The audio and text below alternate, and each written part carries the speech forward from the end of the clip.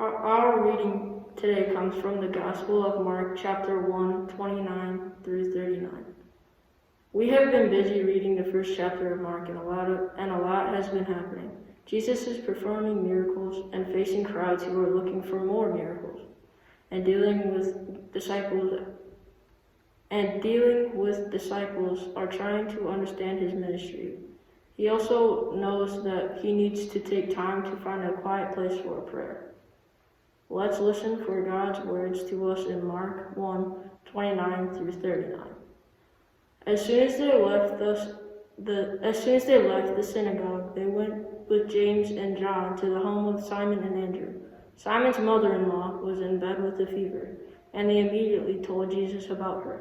So he went to her and took her hand and helped her up. The fever left her, and she began to wait on them. The evening after sunset, the people brought to Jesus all of the sick and the demon-possessed. The whole town gathered at the door, and Jesus healed many who had various diseases. He also drove out many demons, but he would not let the demons speak because they knew who he was. Very early in the morning, while it was still dark, Jesus got up and left the house and went off to a solitary place, where he prayed. Simon and his companions went to look for him, and when they found him, they exclaimed, "Everyone is looking for you."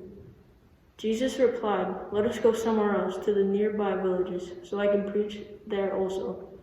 That is why I have come." So he traveled throughout Galilee, preaching in their synagogues and driving out demons. The word of the Lord. Thanks be to God.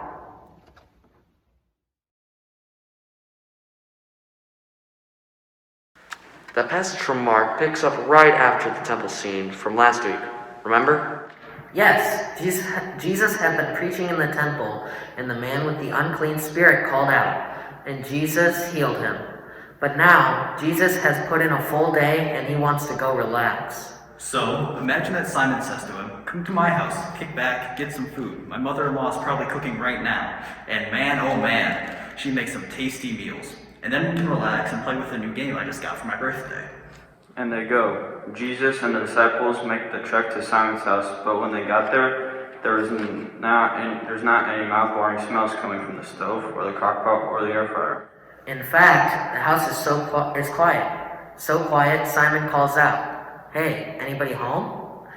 And he promptly disappears, leaving Jesus and the others in the front hall. In a few minutes, he returns, a little apologetic and a little sheepish, and begins to tell his friends.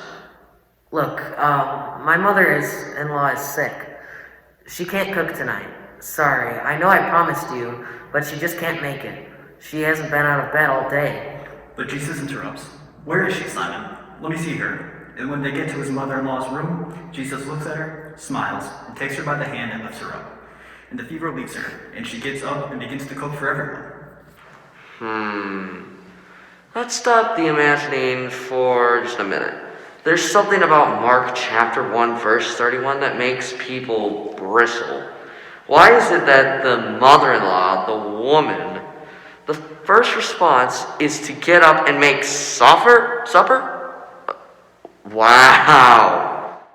Now don't freak out. The first few times we read this passage, it was easy to think, of course Jesus healed her. They need someone to make them dinner. But after we took time to read, wonder, pray, read again, wonder, pray, and take out the gender, we began to see the passage in a different light. So let's look again. So, we're back in the bedroom. Jesus takes Simon's mother-in-law by the hand and lifts her up. The fever leaves her. She gets up and begins to cook for everyone. Jesus lifts her up. In Greek, he raises her. Now there are a couple of interesting things here. First, the woman is healed. And here's the thing. Unlike many stories of healing in the Bible, Simon's mother-in-law doesn't get healed because of her great faith. Yeah, they don't mention that she believed at all. Simon's mother-in-law was sick with fever, and Jesus walked over, took her by the hand, and raised her up. That same word for raised or lifted up is used on Easter morning. He is not here, he is risen. Simon's mother-in-law is raised up from her illness, and what does she do? She begins to serve. touched and healed by Jesus, she becomes sort of a healer herself. She gets up from her bed and feeds people, as any good Jewish housewife of the day would do for her son-in-law and his guests. We know the touch of a hand can heal, restore life, and bring peace as well. People are always saying that Christians are the hands and feet of Jesus in the world.